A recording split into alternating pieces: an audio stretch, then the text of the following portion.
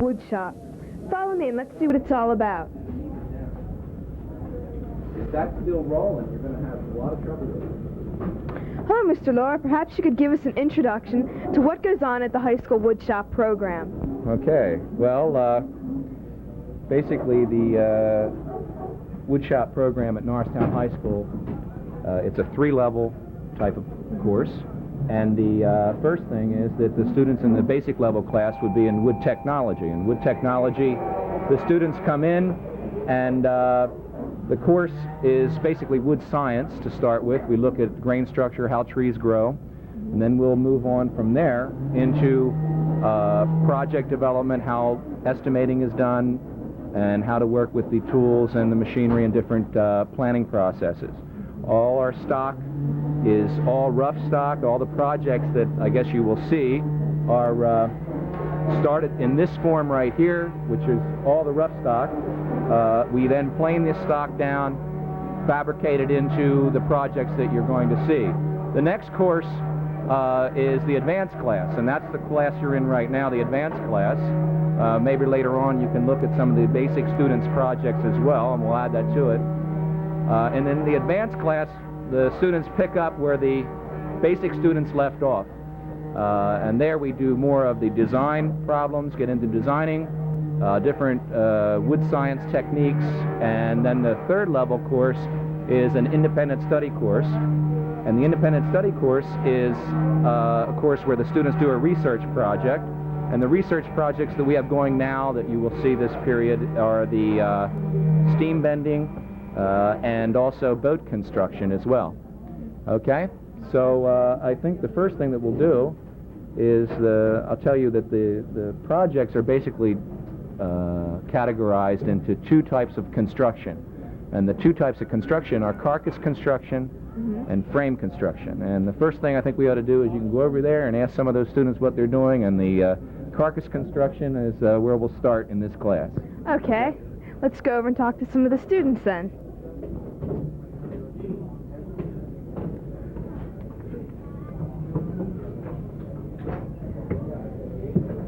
Hello. How you doing? Your name is? Steve Kehoe. And what are you working on, Steve? Chair side cabinet. Okay, did you design this project, or was it... I got it out of a wood shop book, out of what he had. Okay, how did you decide to make this? I wanted to make a cabinet, and I didn't know what kind I should make, so I went through the books, and this is what I liked. I picked out. This is what I felt like making to my standards, that my ability to make it. Do you enjoy this class? Very much so. Okay, that's excellent. Okay, let's go on and visit a few more projects around here. And your name is? John England. And you're making? A hall clock. Okay. Why don't we work our way around and get a look at this clock here?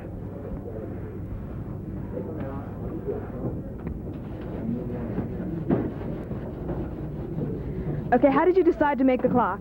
Well, I just want to make it for our house, because we got a new room put on. I think it looked nice in there. And did you design it, or was it from a book? Yeah, I got the plans from a book. Do you enjoy this class? Yeah, yeah. How many years have you been taking this kind of wood shop class? This is the 2nd year. Okay, that's really lovely clock. Okay, let's go over and talk to a few more people here. Excuse me, your name is? Allison. And what are you making here, Allison? Making a table. Okay, and how did you decide to make a table? It's just one of the projects I picked. There's nothing really special about it. What other projects have you made over the years? Just mainly tables. Tables? Yeah. Next year I'll try and make a chair. And when do you expect it'll be completed, or how long have you been working on it? Well, all these projects have been worked on during the year. Hopefully I'll finish it by the end of the year. If not, I'll work on it towards the summer. Okay, it's coming along very fast. Okay.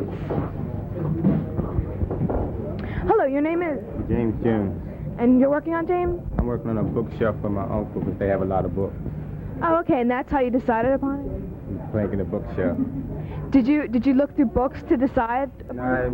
basically designed it myself, just a regular type of bookshelf. So you actually designed it yourself then? Yeah. Oh, that's really excellent. still got a lot of sanding and stuff to do, and putting on the finish and everything. Basically, I'll be done. Okay, when do you expect to be done with the project? I should be done by the end of the year. Okay, and how many years have you been taking this kind This is my second year. of... Okay. Now let's go on to the second phase of the shop and back to Mr. Lohr.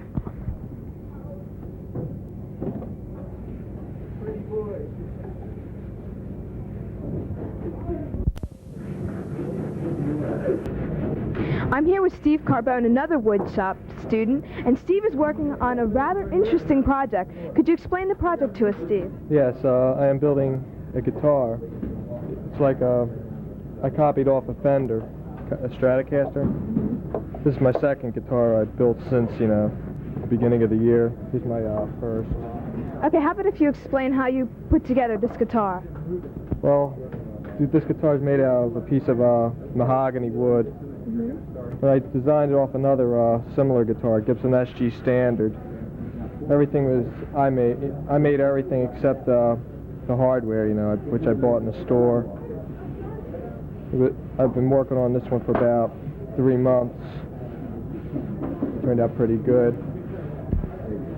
How did you get the idea to make a guitar? I don't know. I kind of always wanted to build a guitar, just to see what it would be like. This one kind of turned out nice. Nobody can believe it was built in the school. Turned out pretty nice. Are you really into music then? Oh yeah, me and my cousin have a band, and we're just like starting out, not too good yet, but. So we'll look forward to seeing this guitar in some famous bands someday, right? Yeah, sure.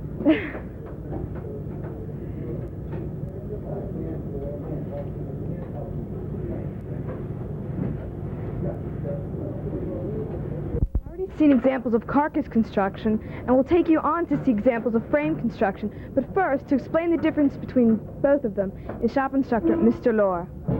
Okay, you've seen the carcass, and basically some of the projects that you saw in carcass construction was a combination of frame and carcass. Now this is an example right here, this chessboard. That's an example of simply carcass construction, because it's basically just boards. Now they're all glued together in a pattern. The student made it rather fancy, but basically a carcass construction is just simply a box type of construction, where we glue boards together into a box shape like this. Now in frame construction, this is not a construction, by the way, but this is combination frame and carcass construction. Here we have a frame that was mortise and tenon together, and then the carcass or the sides put into that. Now, to explain framing a little bit more, Phil Hondros here is working on a butler's table, and we'll get around here.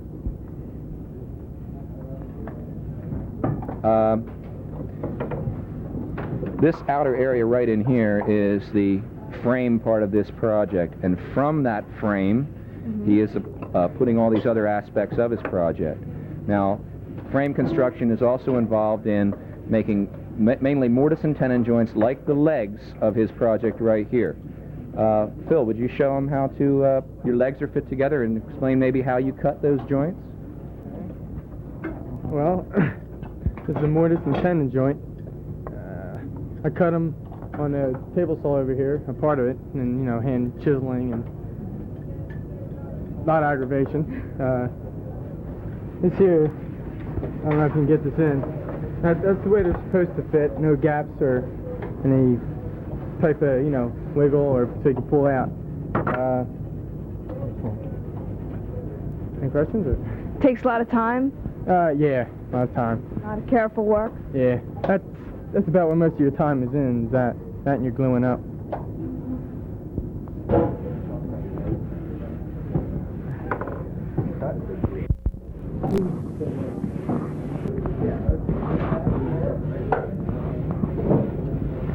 I'm here with John Farrell and another example of frame construction.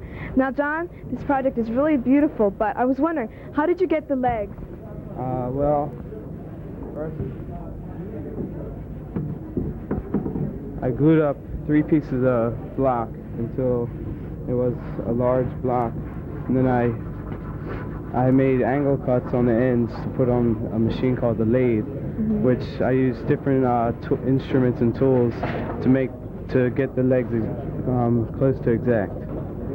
And then when they're done, you have to sand them down, go through the different grits of sandpaper, and then you have to put the sides on into the mortise and tenon joints. Okay, now, how long have you been working on this project? Since the beginning of the year, I guess around October, middle of October, around there. Okay, and the legs have been the hardest part of the project so far? That took me about a month and a half to get everything done and everything sanded down. That was one of the crucial points of making this project. Okay.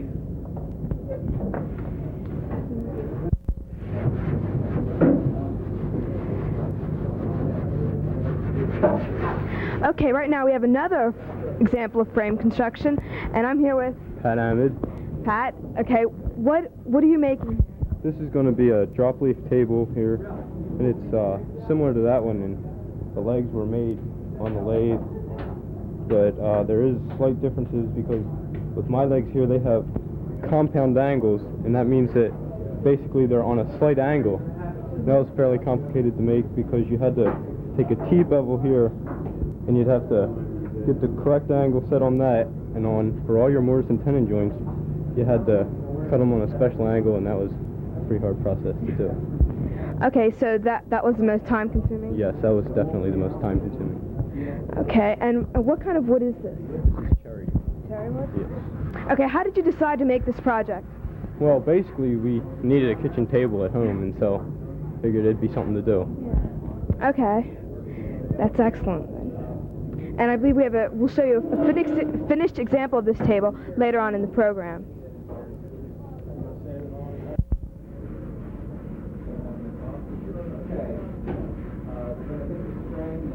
Okay, right to my left here is an example of the finished product of the drop leaf table, and with me is its maker, Mike Spierhofer.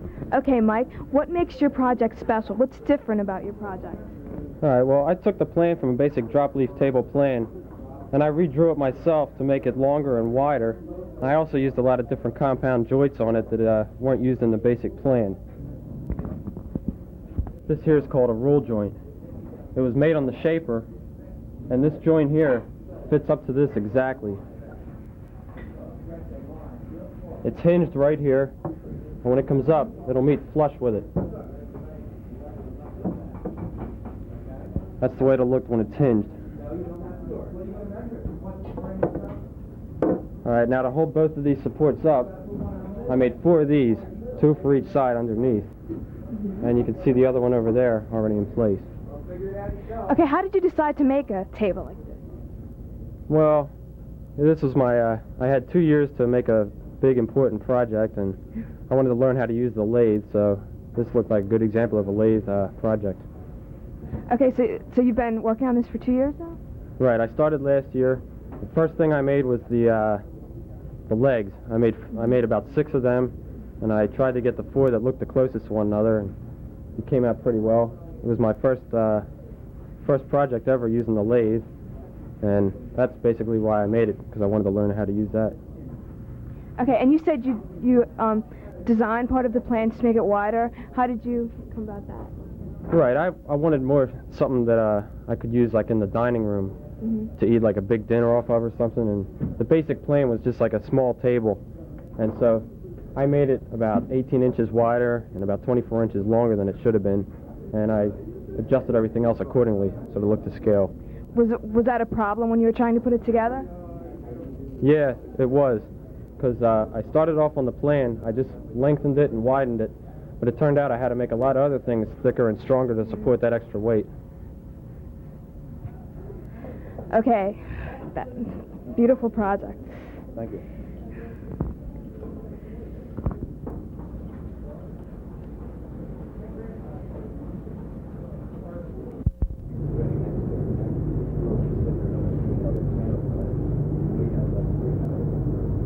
Okay, now I'm here with Charlie Reagan. Okay, Charlie, now what are you making here? It's a swing machine cabinet. Okay, how did you decide to make it? Well, my mother needed one for a swing machine. Okay. Now, what kind of wood is this? Mahogany. Mahogany? Okay, now did you design this yourself? Yes. You did design it yourself? Yes. Did you encounter any problems as you were making it? A few. Nothing serious, though. Okay, how long have you been taking this woodshop course? This particular one, or all woodshop courses? All woodshop. About 5 years. 5 years? Mm-hmm. Okay, that's wonderful. That's beautiful. Okay, let's move on here and interview some other students. Okay, your name is? Ralph. Ralph, and what are you making here? Just a diner table. Okay, now, how did you decide to make this? I seen in a magazine and caught my eye. Okay, now you designed this yourself, didn't you? Yeah, all the legs and stuff. But basically, just seen it in a magazine, designed it, parts. Did you encounter any problems because you didn't have plans written out in front of you? No, not really. You have to plan everything out. Okay, so you had the plans all drawn out before you started? Right.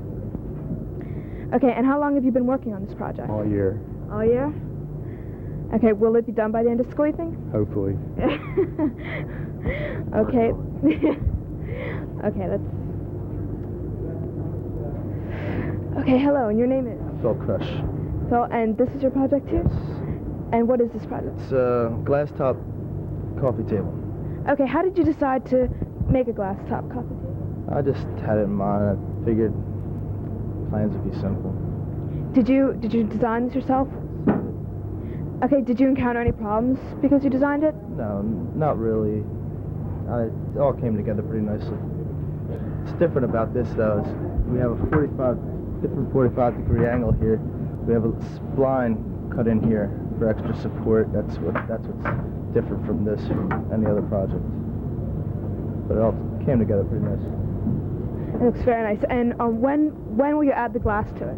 As soon as it comes in. Okay. Okay. And our next project here is a... Timbre unit desk. Okay. And your name is? Mike Jones. Mike Jones. Okay. And these are both... This is, these slide up and down here, and there's going to be a drawer inside here, and the table is made of red oak, which is a different shade of oak, a little bit redder. And built the bottom half last year, and it took me just about all year, and I've done the top half this year. The only thing really left to do is to secure the top down onto the table. That's about it for today. Okay, how did you decide to do a roll top desk? I looked through the plans, and I wanted to build something pretty big, and I wanted it to be a little bit different from everything else. So I picked these. I picked it mostly for the roll top here. It's the most interesting thing about it, I think. Were they hard to make, the rollback part of it? Yeah, it took pretty much time because you had to cut every piece, and they had to be all the same just to even fit in here. And, there's a lot of sanding involved in doing it so they can slide like this. Okay, do you think you'll be done by the end of the year? Oh yeah, I know it'll be done. Okay.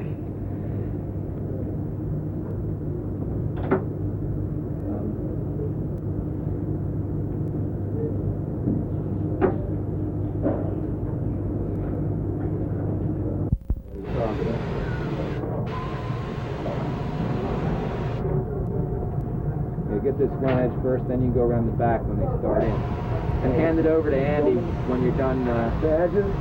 Yeah. No, do your top. And then they'll start talking to you.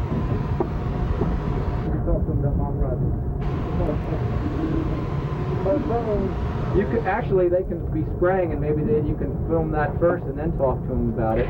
And then they can take the mask off their face. Okay? One no. Is there a glare on the top of that you're getting, or not? Okay.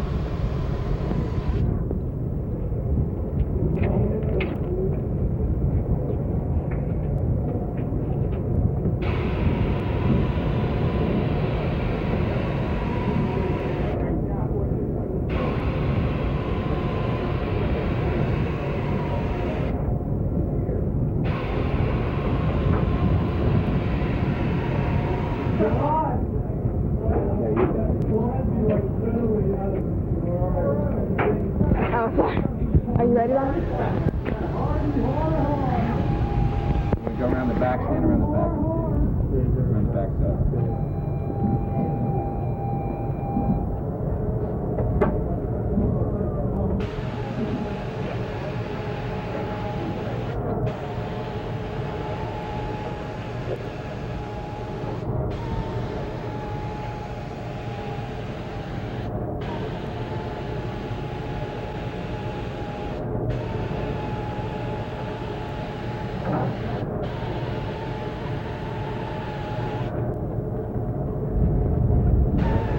Give me a second.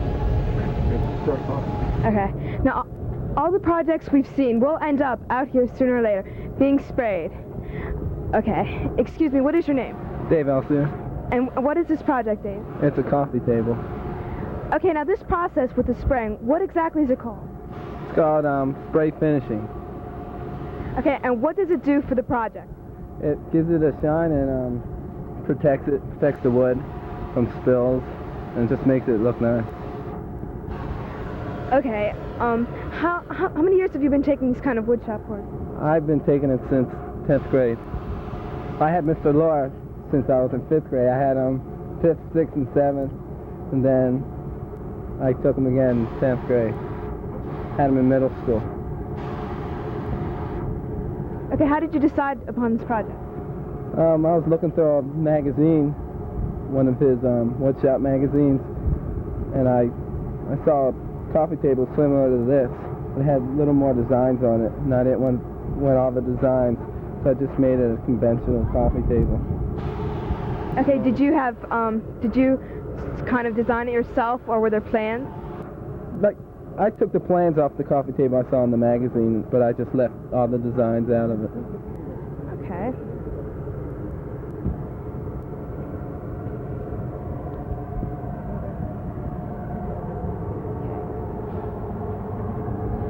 Okay.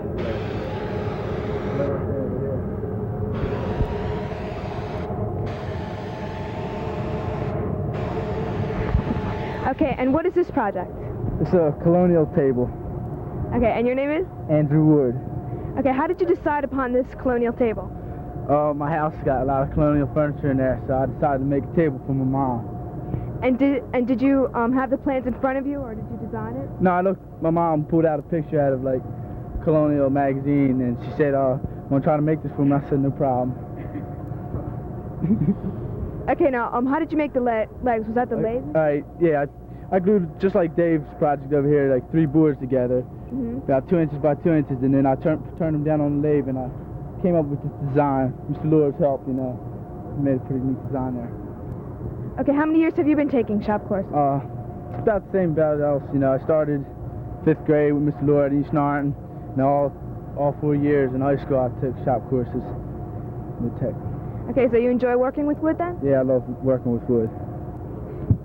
Okay.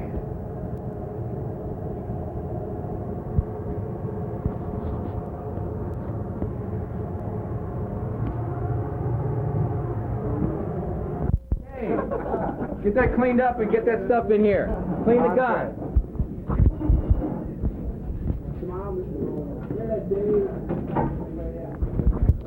Okay, now we're going to discuss another process taught in the shop. It's called wood bending. And Mr. Lohr, I've heard you made the shop's wood bender, so why don't you explain the process to us? Okay. The student that was first working on this project right here, which is a toboggan, which we needed to steam bend, is absent today. I wanted him to explain this, but I'll wing it myself.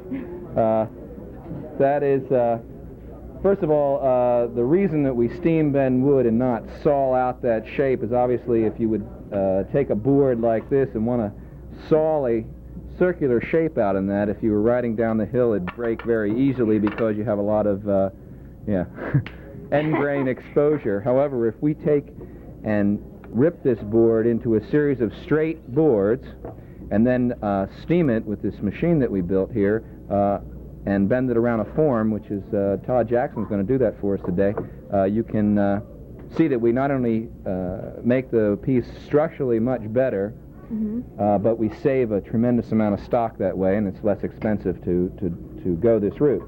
And the way a project like this is started, we take a board like this to begin with.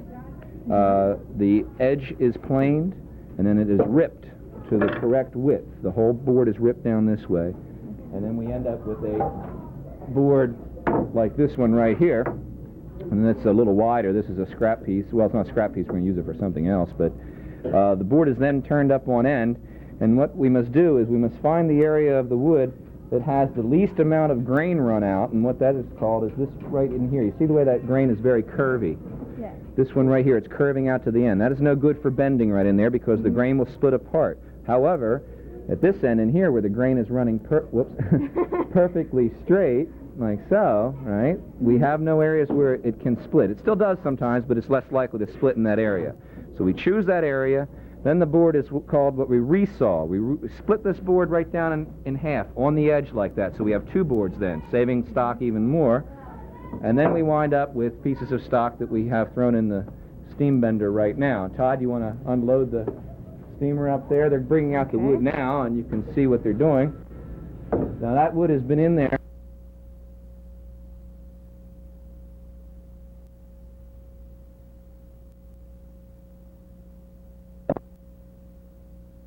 The dividers off. Okay. And now the wood is completely moisture saturated. Now we have it more moisture saturated at Ken's end where the film is right now, and that because that end was pre-soaked, and that also is the grain picked out down there. That's the best grain of that particular board. Some boards are better than others depending on what part of the tree it came out of. And once they have that first one off, they're going to put it in a form that we built to bend the thing around, and you just can't simply take the piece of wood and bend it. It must be bent around a solid form to hold the wood to keep it from cracking. What they'll do, you got that loose, just rip it off, that's good. Okay, you got that top one off. I'll throw it back in while they start the process here. Leave those other boards out, guys. Ken, yours is the end that's steamed, isn't it? No, that's pre-soaked at this end. You move that back. Put that end in first. Right? Which end came out of that machine first? Yeah, that's it. Okay?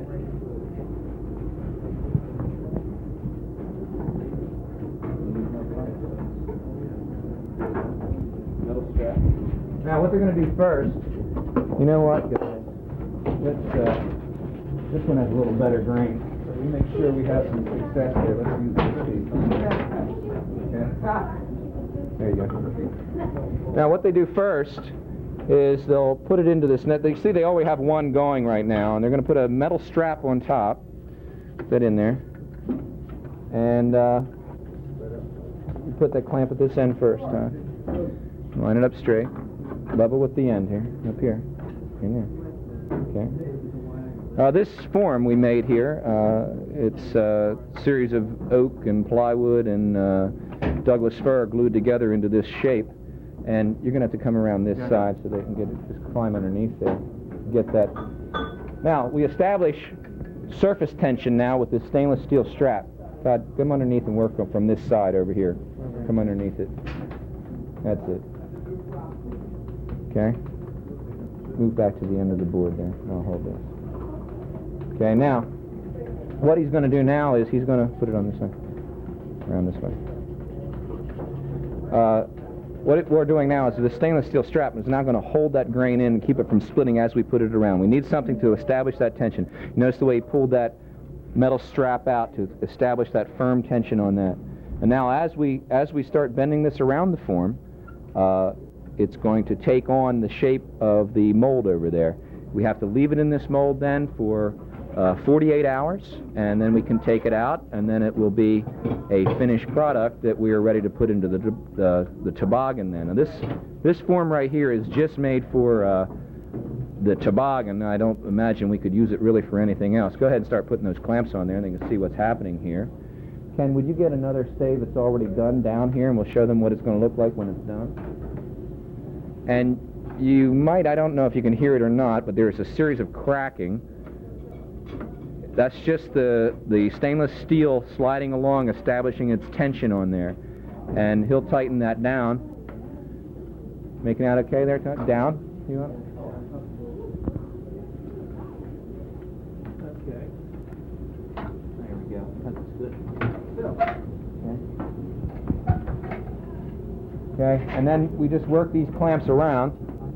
The tension must be pooled on it the whole time, and what we're going to wind up with, I think what we'll do is we'll let him and Ken finish this off, and we move over and you can look at the other part of that we needed to do steam bending as well. That was a boat project that an independent study student in this building. But anyway, Ken, you want to take over for me here? And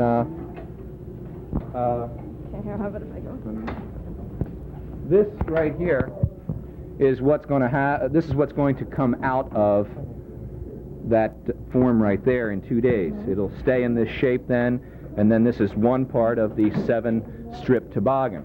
One of these, or 3 of these, is then stained to dress it up like that toboggan over there was. And anyway, the finished product, I don't know if you want to get a shot of that yet or not, but this is the finished product of what they're working on right now, and it's a fun wintertime thing, although this one was finished in the springtime, so we'll have to wait till next year to test it out. Okay, so I'd like you to talk to Rob Davidson next. He's building a boat. He had to use the steam bender for several parts of his project, so we can move on over there maybe. Okay, let's move on over to the boat then.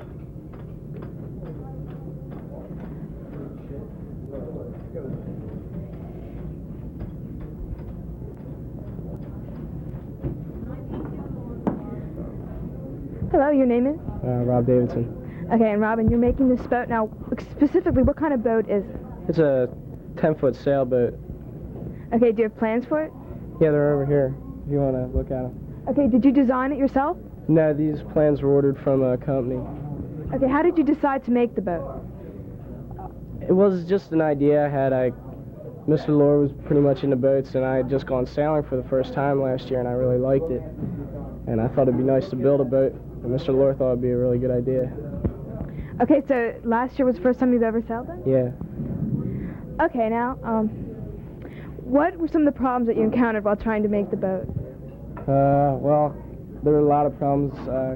This is the strong back, which is what the boat is built on. It keeps the tension on everything while it's being built. That is removed after the boat is finally, after the bottom of the boat is finally done. If you notice, we got some extra pieces of wood, like on some of these chines. Now what happened was it had cracked. The steam bending did work, but from its sitting, it might have dried too fast, or the wood or the grain was running too wrong, and it cracked outward. And so those pieces of wood are what's holding it together. Okay, so you did steam bend these pieces then? Yes, every piece going up here, including the keel. Okay, how did you steam bend them? You didn't use the mold over there, did you? No. For the keel, we had to make our own mold. It was just a couple pieces of 2x4s, and we just clamped it to that, and we left it there for a couple days. Now, the chines, which were, all we had to do was steam them, and then this is there are forms in which the chines went on, and that just formed it. And then we clamped the chines back on. Okay, this is the form we used for the keel. Okay, and you had to make all these forms before you even started on the project? Yeah, that was all done way before we even got around to doing the chines. Okay, how long have you been working on the boat? I've been working on it all year. I got like about another year to go yet, too. Okay, but you've done all this year? Yes. Oh, that's remarkable. How long have you been taking shop courses? Wood shop courses? 3 years now. Do you enjoy? It's great. Okay, just as a matter of personal curiosity, do you know what color you're going to paint the boat? The 3 levels were the wood technology class and the advanced class and the independent study. And in the first level course now, we'd explained that the students start out by looking at wood science, how trees grow and how to get started on their projects, how to use the basic tools and so forth. And some of the projects that come out from this are a lot more basic than what you'll see in the advanced work. But you can look out through here and see what they're working on now. They're generally, we do similar types of construction, but on a little more of a small scale. The several reasons for this is that it's a little less costly for the students. They're going to make mistakes on their first projects, and it's a little less costly to make it on a smaller project than it would be on a larger project, although some students do get a little bold, like the student there at the end, and try something a little larger, a little more sophisticated, a little more difficult, but they do a pretty decent job. And these are some examples of the projects from the basic classes. There's quite a few more that are in the lockers right now, but we'll look at these. Okay, when these students take this class, how many years of experience with wood Well, have they this is had? their first level class, unless they've had it in middle school, and that would not just be a woodworking class.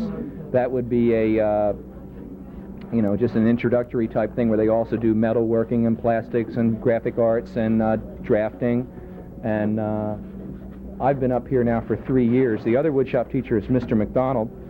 He teaches 2 woodshop classes, and I teach the other classes and the advanced classes, and this is where we try to end up with them. So you should take a look at some of those projects with me. Okay, why don't we walk around and take a look at some of these projects?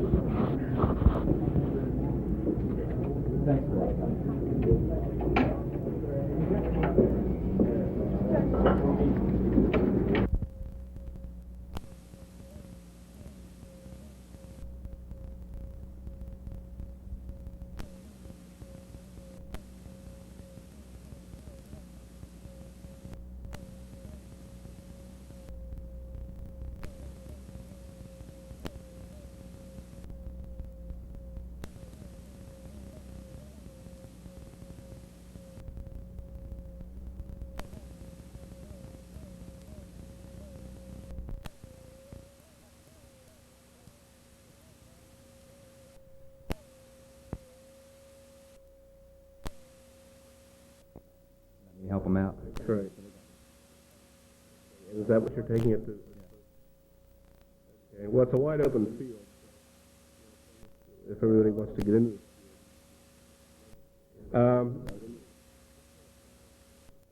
It's negotiable.